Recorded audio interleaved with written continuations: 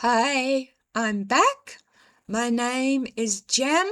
I'm a psychic medium and I'm an author. And I welcome you to the channel. On this channel, we look at anything and everything through a lens. But I ask my audience to always remain skeptical, even of me. Question everything. And today, I've explained, is an important day. It's Anzac Day. It's Saturday here, Anzac Day. And if you want to know about my dental issues, I went to the dentist, the public dentist. You can only get one thing done at a time. So I went again on Friday. I have to go back next Friday. They worked on 2 teeth. I thought I was going to lose them. I had decay very close to the nerve, and they're talking about root canals. Can't afford it. Crowns, can't afford it. So you're left with the public dentistry extracting. When your tooth goes rotten, they extract. Okay, let's get on to the commentary proper. Spiritual sensitivity and mental health, the hidden connection. Have you ever noticed that some of the most spiritually sensitive people are also the ones who struggle the most? The ones who feel deeply, who pick up on everything, who seem connected to something more, are often the same people dealing with anxiety, overwhelm, or emotional exhaustion. So the question is there a connection between spirituality and mental health? Part 1, sensitivity as a double-edged sword. Let's start with something simple. Some people are naturally more sensitive, not weak, not broken, just more open. They feel emotions more subtly. They notice subtle changes in people. They pick up on atmospheres in a room. And often these are the same people drawn to spirituality, to intuition, to energy, to deeper meaning. But here's the thing. That sensitivity is like turning the volume up on life. And when the volume is too high for too long, it becomes overwhelming. Part 2. What does opening yourself really mean? In spiritual spaces, you often hear, open yourself, be receptive, channel, tune in. But what does that actually mean? From a grounded perspective, it means lowering your mental filters. It means becoming less analytical and more receptive, less questioning, more allowing. And that can feel powerful. You might experience strong emotions, vivid imagery, a sense of connection, insights that feel like they come from outside you.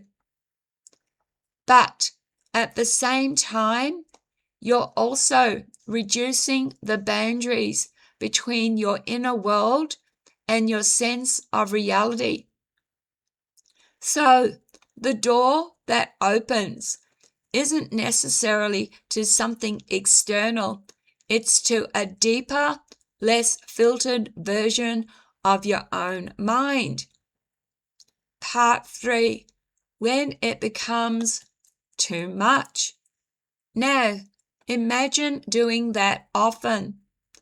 Opening yourself, feeling everything, taking in other people's emotions without grounding, without rest, without boundaries, what happens? You don't become more enlightened. You become overwhelmed, confused, drained, because your system, your mind, your emotions were never designed to stay open all that time. Part 4. The burnout of caring too much. There's another layer to this. Many spiritually sensitive people aren't just open. They care deeply. They want to help. They want to heal. They want to understand others and make things better. But that comes at a cost. Because when you feel everything, you start carrying everything. Other people's pain, other people's struggles, other people's energy. And over time, that becomes burnout. Not because anything attacked you, but because you gave too much, far too long, without protecting yourself. Part 5. The high and the crash. Now, think about group spiritual environments, churches, gatherings, moments where everyone is feeling the same thing. You can feel lifted, connected, almost euphoric, like you're part of something bigger. And in those moments, everything feels clear. But then you go home. The energy drops, the noise fades, and suddenly you feel flat or empty or disconnected. That contrast can be really difficult, and sometimes people chase the high again, not realizing it wasn't something external holding them up. It was a temporary emotional state. Part 6. So what is really happening? So, if it's not possession, if it's not something taking over, what is it? It's sensitivity. It's a mind that feels deeply, imagines vividly, processes emotion intensely. And when that mind opens too much, without balance, it can tip into overwhelm. Part 7. Finding balance. So maybe the goal isn't to open yourself up as much as possible.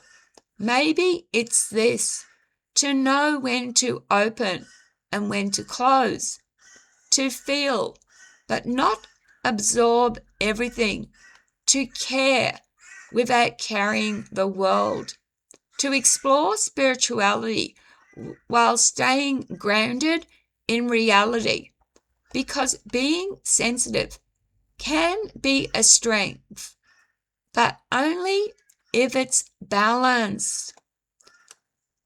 Closing. So if ever you felt overwhelmed, if ever you felt like you're too open or taking on too much, you're not alone. And it doesn't mean something has entered you. It might just mean you've been open for too long. Stay curious, but stay grounded. All right, please drop a comment below. Do so respectfully. Are you a spiritual person, and can you relate? I have to watch myself. I've always shared that I am very deeply intuitive. I also I like healing. I like to be able to help people, but I suffer from trauma. I have my own mental health issues. And for example, when I channel, I have to do it when I'm well. Previously, in the past, when I was a drug addict, I channeled under the influence, and what can come through can be very low vibrational stuff. All right, so there, let me know below, have you experienced burnout? Have you experienced being open for too long? Please take care of each other and take care of yourselves.